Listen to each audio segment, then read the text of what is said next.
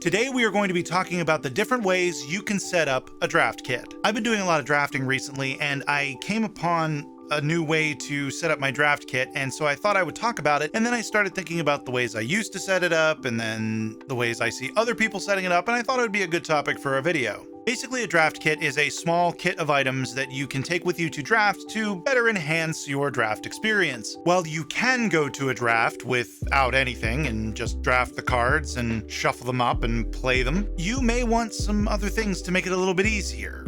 Sleeves to make shuffling easier, dice for counters and tracking life, a notepad to take notes or, again, to track life. There's a lot of ways you can track life. A box to contain your stuff in. You can go as simple or as complicated as you want with this, and you have a lot of options. I'm going to start on the simple side and work my way up. Obviously, the simplest is just not doing anything and going and drafting with nothing. But there is one thing you can do, and I do recommend that you at least do this, and that is this. At least buy some sleeves. And I recommend Dragon Shield if you do this, because Dragon Shield has a nice little box that you can use as your box for your deck during the night. So you not only have these sleeves to sleeve up your cards, but you also have a little box, nice little container to hold them in. This is the minimum that I recommend, and the nice thing about it is you only have to really buy it once. You can just buy this and use it for your drafts going forward. At least get sleeves. This is about as simple as you can go. Now, some people like to augment this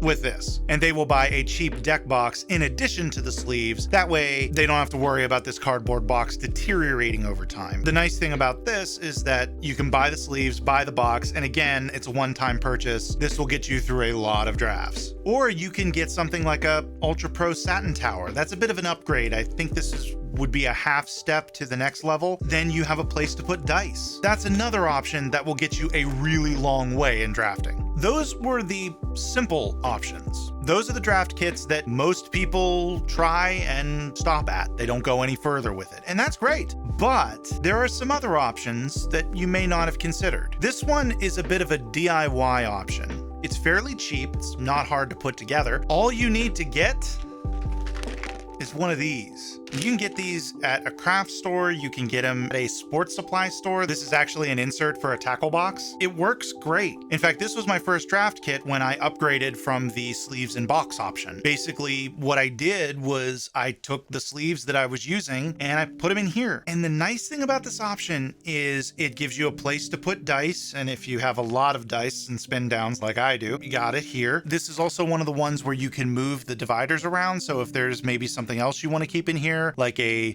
pen, or you want to put a notepad or something like that, you could put that in here. But one option this opens up to you is creating your own land station. Basically what you do is you take 10 or 12 of each basic land, so that's about 60 cards, sleeve them in the sleeves you're using for the draft kit, and put it in this compartment here, or the equivalent in your situation. And then when you draft your deck, you sleeve up the deck that you've created in the draft, and you put the sideboard in that deck in this section whenever you're moving between rounds and not playing with the deck. And it fits, and it's simple. Your mileage may vary. It fits in this container. You want to make sure that it would fit in any container you would pick up. It's definitely an option you can use, and I really like it, and I used it for a really long time. That's the DIY option. Now I'm going to show you what I use now for my draft kit. In fact, when I started going to draft again, I saw this sitting on my shelf and I thought, that might make a good draft kit.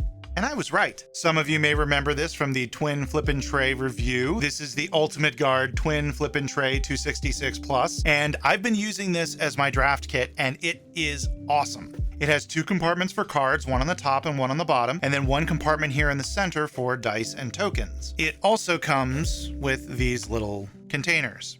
So what I did was, this container on the top is for the actual deck and the sideboard. Down here is the land station and the sleeves. And as you can see, one of the Dragon Shield boxes can fit in the container. So what I do is, these are my lands. I have 12 of each basic land. You probably could get away with 10 of each if you're using the regular Twin Flippin' Tray and you want to try to save some space. But I do 12 of each basic land, and I have them here, and then my sleeves are in here, and that's it. And it fits in the box fine. And I use the drawers for dice and tokens. And it's been working great. One of the other things I like about this is the footprint is pretty small. I can keep this on the table with me on the edge of my playmat, and it's not encroaching on the person next to me and their space. It's staying in my area, which I like. It's fairly easy to pack up at the end of the round, and it packs up in this nice little package. I think this is a great draft kit for anybody who's looking for a new idea. I didn't want to stop there because I realized that there were a couple of other options that some people may want in their draft kit. But the next option is something like the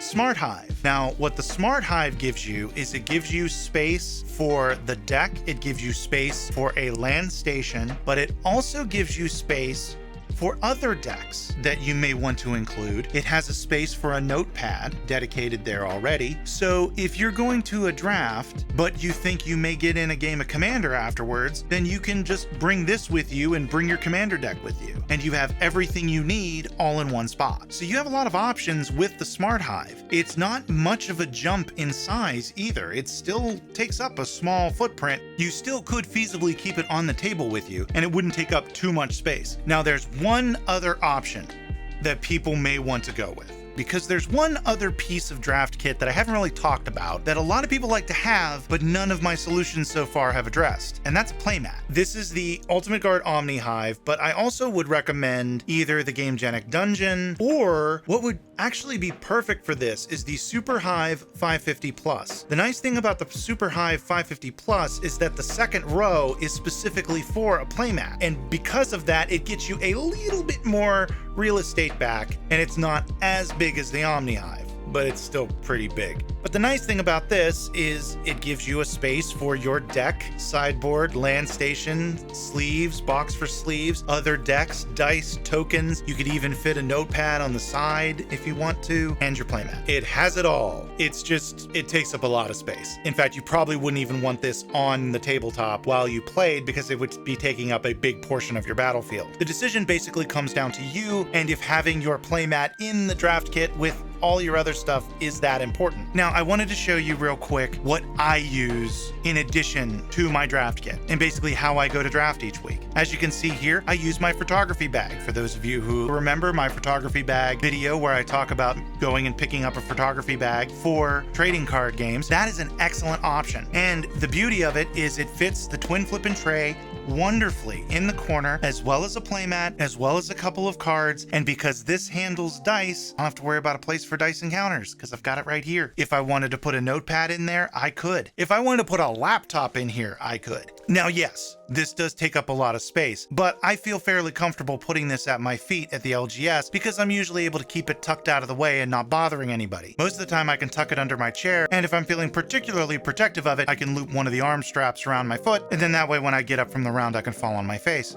It's only happened twice. So those are my ideas for draft kits. Do you have any other ideas? Is there something I forgot? Is something that you have to have in your draft kit that I didn't cover? Leave a comment, let me know. Like, subscribe, follow me on TikTok and Twitter at FDS_MTG. Check out our Discord, the link is in the description down below. And yeah, click on stuff, especially that.